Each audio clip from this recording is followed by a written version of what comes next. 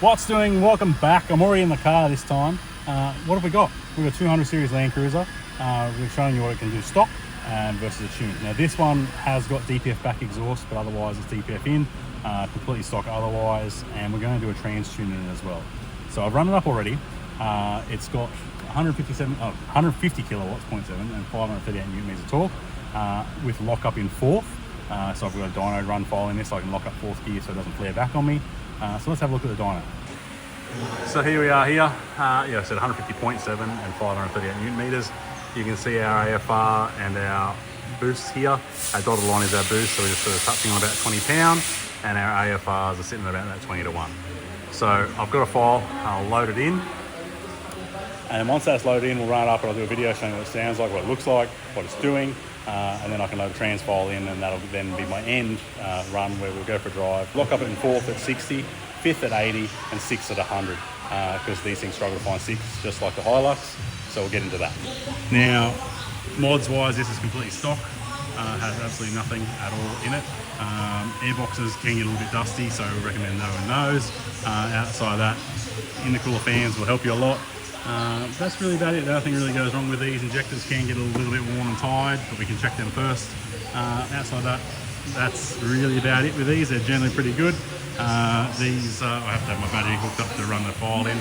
But yeah, complete stock, nothing fancy. I'll just go around the back and I'll show you the back. And you'll see we've got a twin 3-inch dumpies, but DPFs are still in, so the twin dumpies are cool. Yeah, otherwise completely stock. So I'll get this file loaded in, we'll get ready to run it up. I'll show you what that looks like, what it sounds like, and then we'll go for a drive.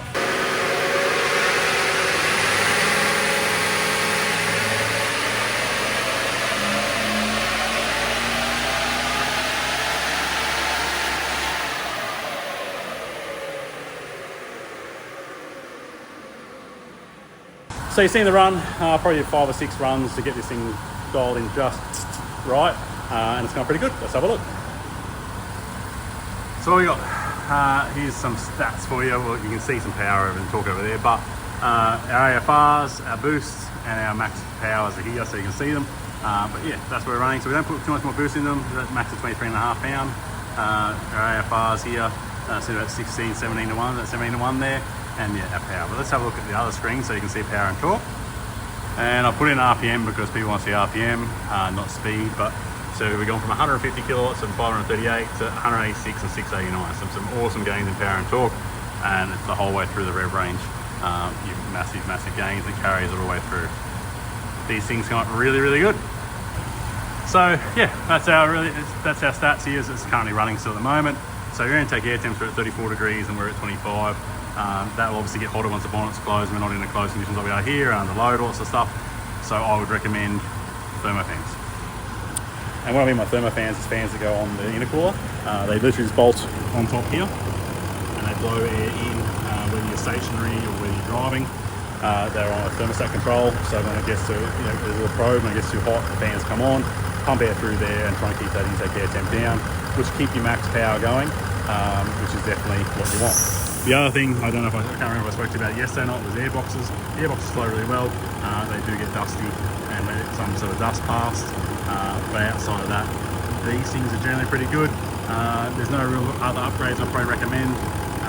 They're generally, good, easy to make power. I was speaking to a customer yesterday about one of these cars and talking about tuning and what he wants to do and try and keep it quiet. This is a 3-inch or 3.5 inch DPF back exhaust.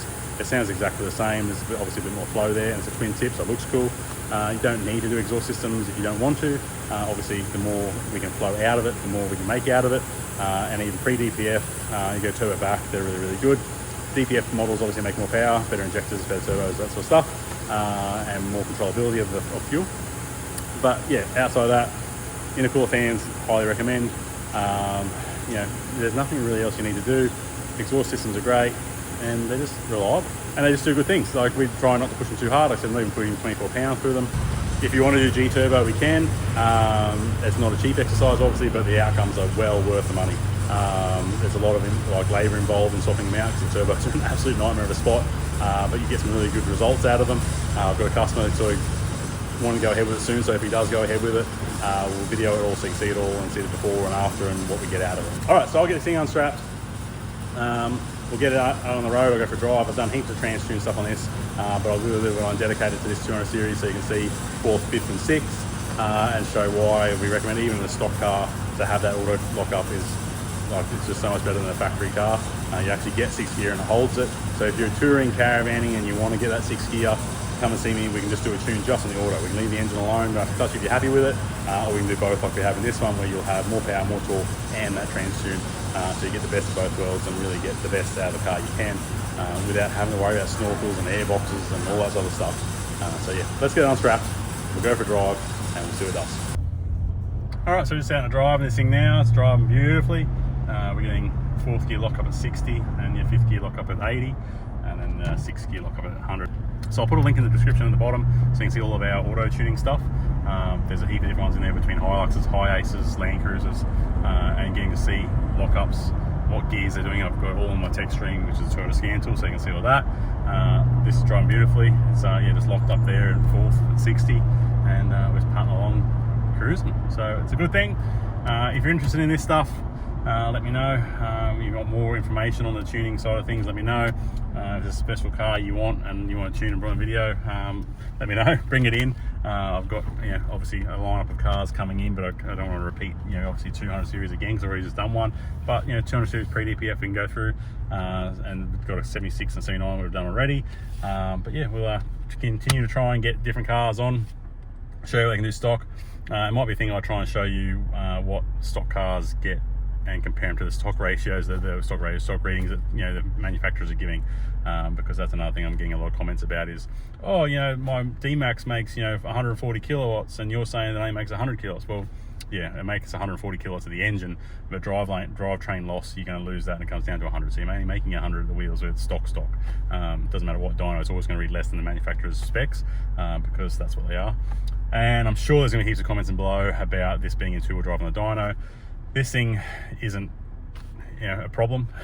It's a two-wheel drive dyno. I can lock the rears in, use a standard diff lock, disconnect the front wheels. The engine doesn't know whether it's driving 4 or 2 wheels. We're just driving through the rear. We do a before run, we do an after run, everything's fine. I go for a drive afterwards, and then we're running, instead of running 1 rear, 1 front, you know, like we were on the road, we're running 2 rears at the back. So there's no real difference. You're losing maybe a bit of a difference in drivetrain loss for going through the front, so the numbers might be slightly higher, but it doesn't matter what dyno it's on. If you're on my dyno, you go to a mainline dyno, you go to a hub dyno, you go to a dyno tip, whatever, Dyno Innovations dyno. Most dynos are going to read different anyway. So if you come off my two-wheel drive dyno and go to another two-wheel drive dyno mainline one, it's going to read different. So yeah, don't panic about that. You just need to compare what you get before versus what you get after to make sure you're getting the gains you need, and see those differences there. And everything's logged, everything's there, so you can see what boost we're getting, what AFRs we're getting, and the car's all nice and safe. So that's it for this one. 200 series done and dusted. If you can hit that like, leave me comments below, that makes it all worthwhile. Like I said before, merch store, hit that, hit our website up. There's heaps of accessories and add-ons there. The G-Turbo stuff's all on there if you're interested in that. But until the next one, I'll see you soon.